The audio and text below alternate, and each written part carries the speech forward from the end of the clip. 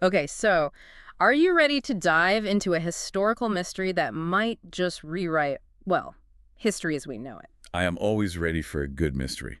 Lay it on me. All right, well, today we are going deep into the Takauchi documents. Ever heard of them? I have, yeah. There's supposed to be some sort of secret history of Japan, right? That's right, maybe even of the whole world. Whoa, hold on.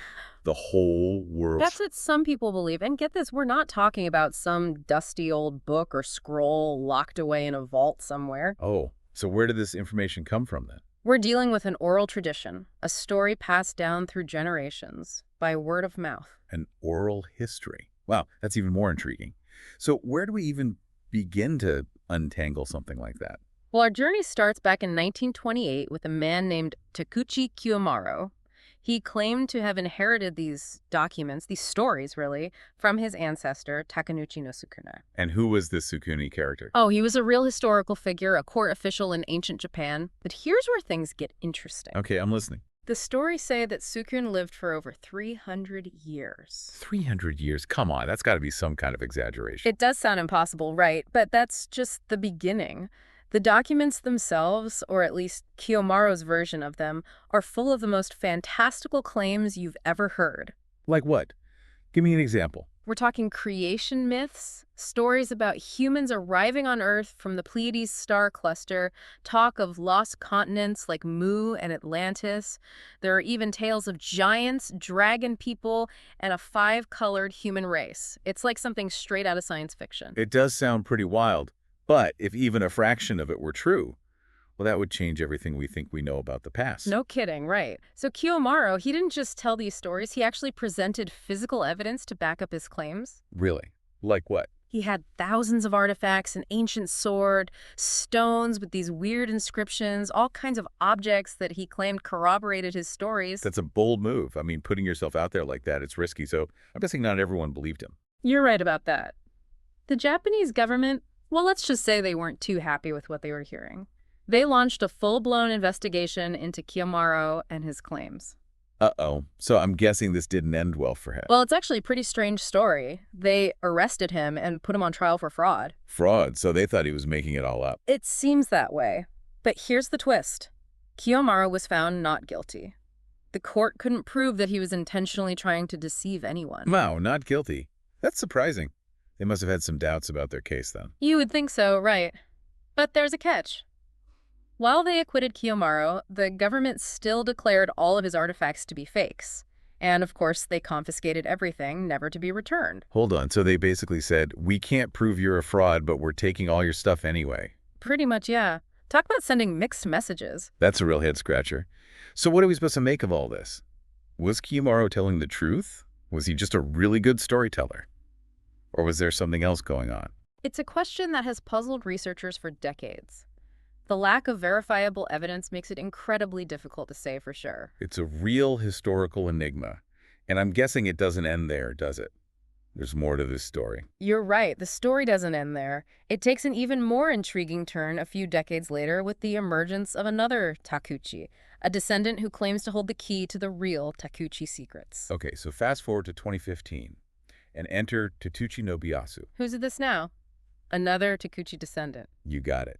And get this, he was a high school history teacher. A history teacher? You'd think someone with a world-changing secret would be a little more, I don't know, cloak and dagger. Right. But Nobuyasu was no ordinary teacher.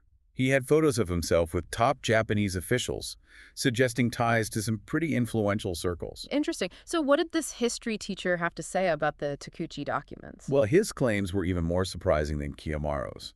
He said that throughout history, most Japanese prime ministers were adopted children from the Takauchi family.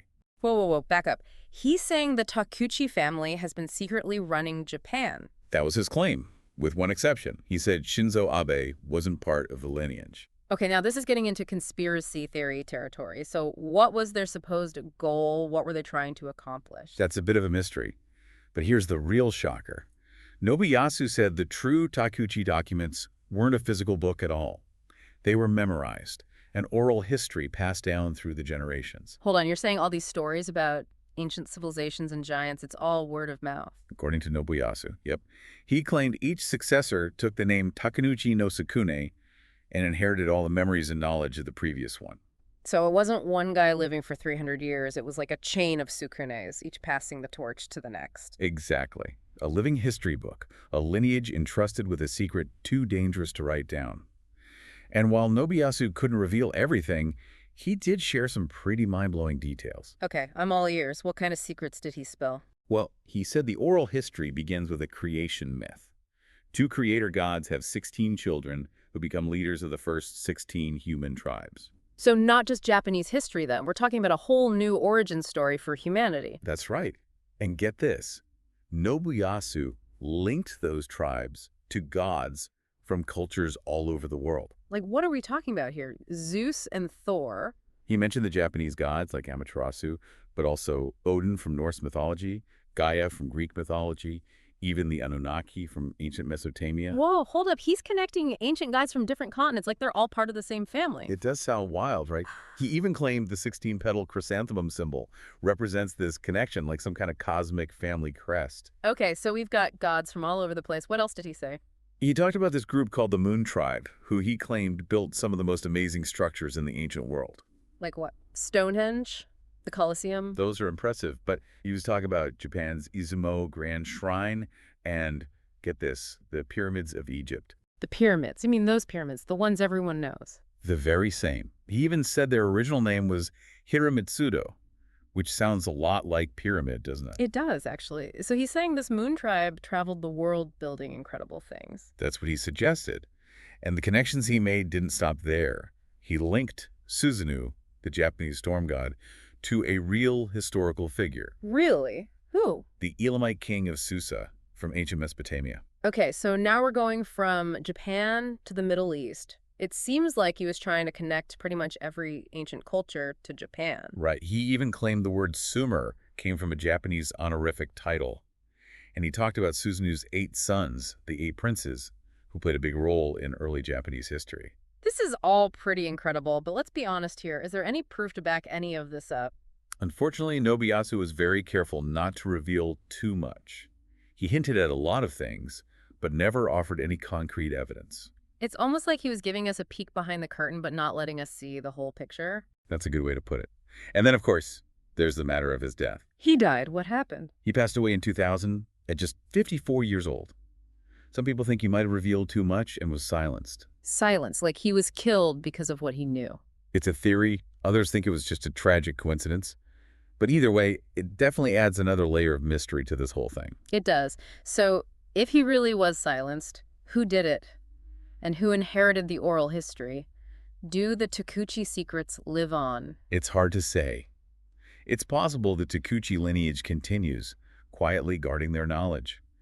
We may never know for sure. It really does feel like we've stumbled into some kind of historical thriller. But what does it all mean? Are the Takauchi documents real? Is it just a made-up story? That's the million-dollar question. It is, yeah. It makes you wonder how much of history is like this. Stories lost, evidence hidden, or maybe even destroyed. That's a good point. I mean, we tend to think of history as this fixed thing, right? Yeah. Set in stone. But maybe it's more fluid than that. More like what, a river? Always changing, shifting? Yeah, something like that. I mean, look at how much our understanding of the past has changed just in the last few decades. New discoveries, new ways of looking at things. It makes you wonder what else is out there waiting to be found. And what about these oral histories? If the Takauchi documents really were passed down through generations, could there be other secrets hidden in the same way? Oh, I'm sure of it. Think about all the cultures and traditions around the world that rely on oral storytelling. Who knows what kind of knowledge is being preserved in those stories? Histories, beliefs, maybe even scientific knowledge we haven't rediscovered yet. It's pretty mind-blowing when you think about it. Like, we might be surrounded by these hidden histories, these alternative versions of the past, and not even know it. Exactly. It really makes you question everything, doesn't it? What we think we know, how we understand the world. It's kind of exciting in a way. It is exciting. It's like we're only scratching the surface of what's really out there. That's the beauty of history, I think. It's never truly finished. There's always more to learn, more to discover. Even with all the unanswered questions, the Takauchi documents have given us a lot to think about. They really have. Even if we can't say for sure whether they're true or not, they challenge us to think differently about history, to be open to new possibilities, new ways of understanding the past. And to keep searching for those hidden stories, those pieces of the puzzle that might change everything. Who knows what we might find if we dig a little deeper? Well, on that note, I think it's time to wrap up our deep dive into the mysterious world of the Takauchi documents. We may never know the full truth, but we hope this episode has sparked your curiosity and given you a new perspective on the hidden stories that shape our world. So keep questioning, keep exploring, and who knows, maybe you'll be the one to uncover the next great historical mystery. I'll be waiting to hear all about it.